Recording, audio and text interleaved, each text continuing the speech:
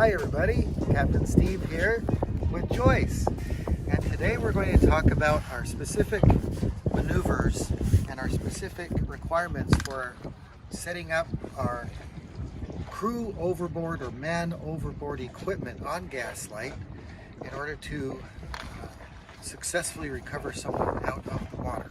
So we do have a checklist here, man overboard emergency procedures, that we will laminate and we have available inside the MOB bag. These two bags along with the work vest will be available in the aft life float. The first thing that really needs to happen is I need to know, or any of our skippers needs to know instantly, that somebody's fallen overboard.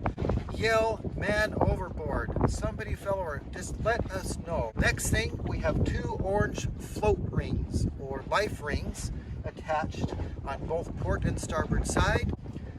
As many of those, if we can throw both of those over, great. If not, let's at least get one of them off the boat into the water to additionally mark the spot of the person in the water and let the person know that's in the water by yelling or some sort of means that we will be back to them. We don't want them to panic, all right?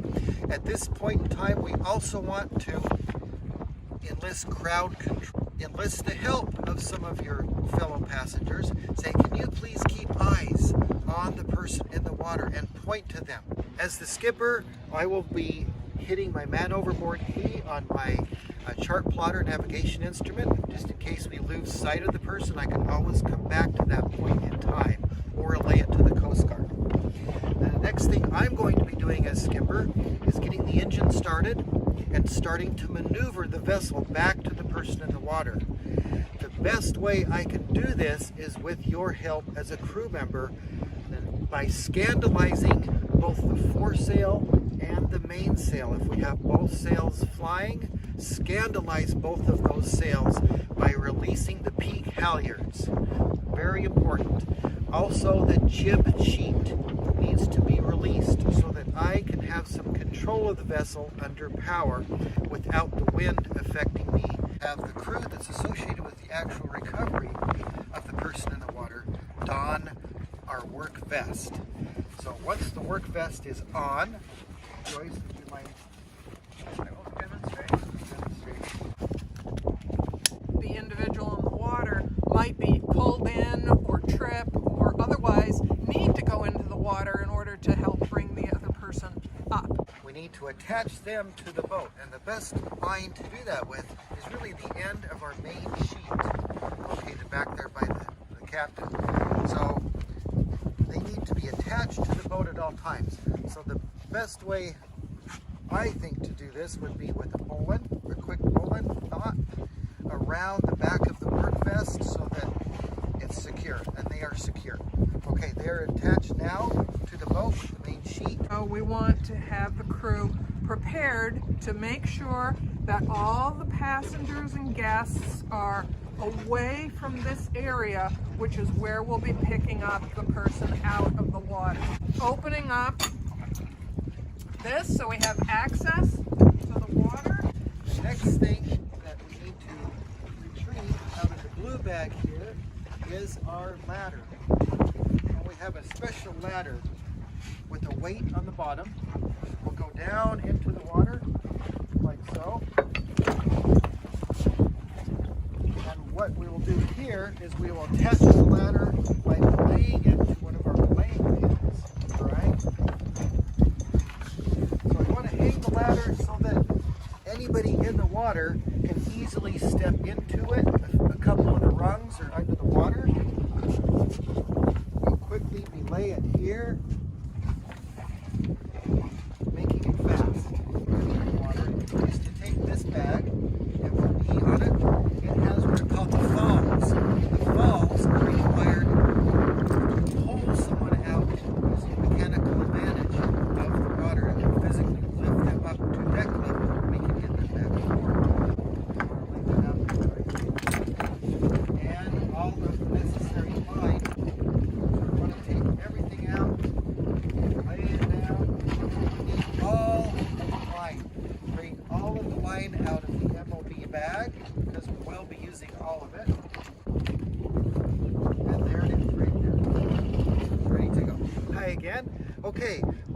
out the falls on the port side of the boat.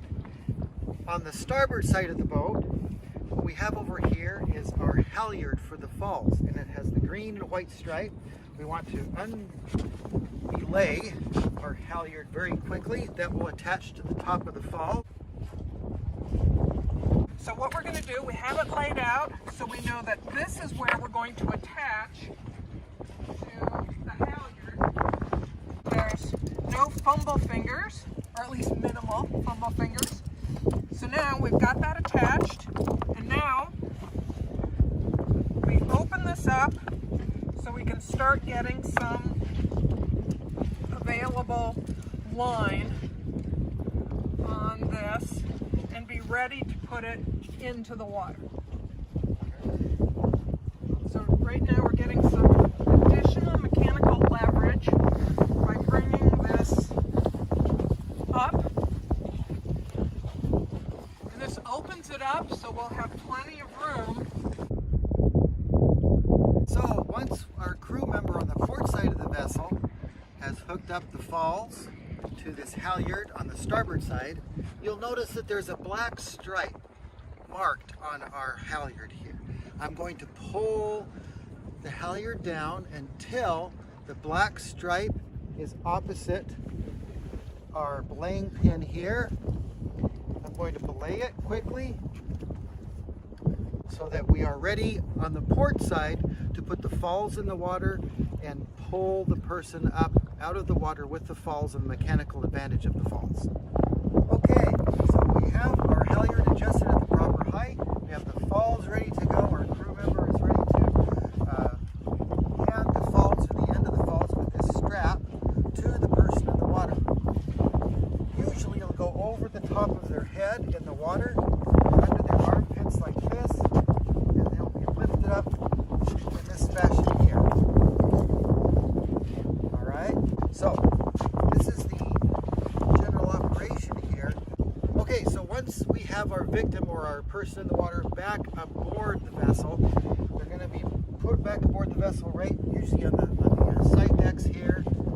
And if for some reason they've been in the water for more than just a few minutes, the first stage of hypothermia in cold San Francisco Bay might set. So our crew members should be very wary of the dangers of hypothermia. We don't want them to slip into stage 2 and especially into stage 3 hypothermia. So what we have here in our man overboard bag is an emergency space blanket. Put the space blanket around them, warm them up from the inside out rather than applying heat or something from the outside in. Okay, so one of the ways that we can determine the ability of a person to actually function is to ask some simple questions.